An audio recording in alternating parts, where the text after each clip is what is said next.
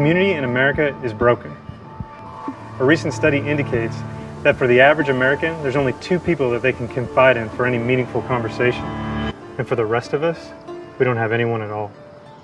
Growing up in Michigan, cars were a big deal.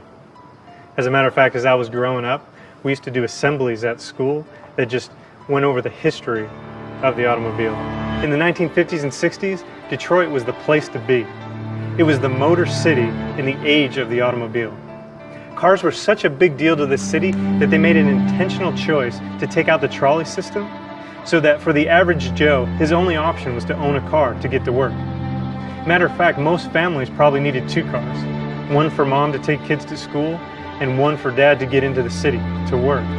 They brought in the freeway system. And these freeways didn't go around these communities, they just cut right through them. And at the time, no one had any idea what the consequences of doing that would be. 60 years later, we have a man named Robert Putnam who did a study on the social fabric of America. And what he found was that for every 10 minutes of commute, we're 10% less likely to have meaningful relationships. The average commute for America today, it's 30 minutes each way. I mean, most of us, we don't even know our neighbors. And I know it's really hard for us to believe that we're that disconnected, that we're that isolated from one another. Because when we look around the world, we've got more options for connectivity than we've ever had before.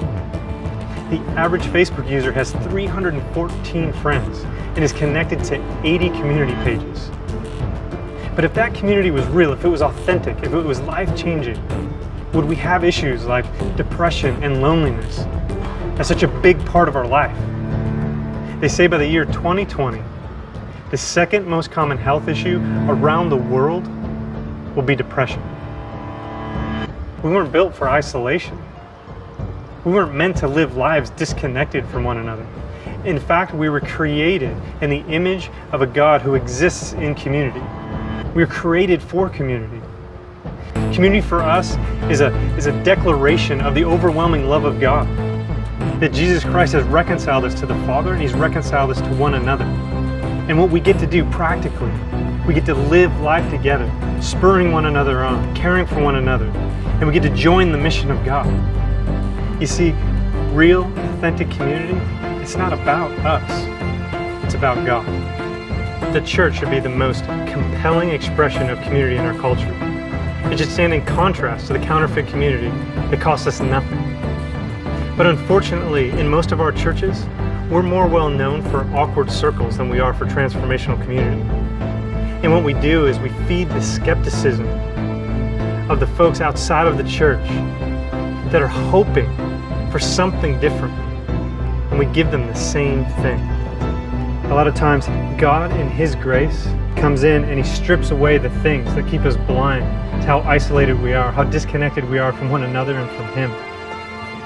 And that's my prayer for our churches. My prayer is that God would strip away everything that is fake about our community. That God would take away everything that we use to prop up and make community look like it's life-giving, and He'd replace it with the only thing that really does give life, and that's the gospel.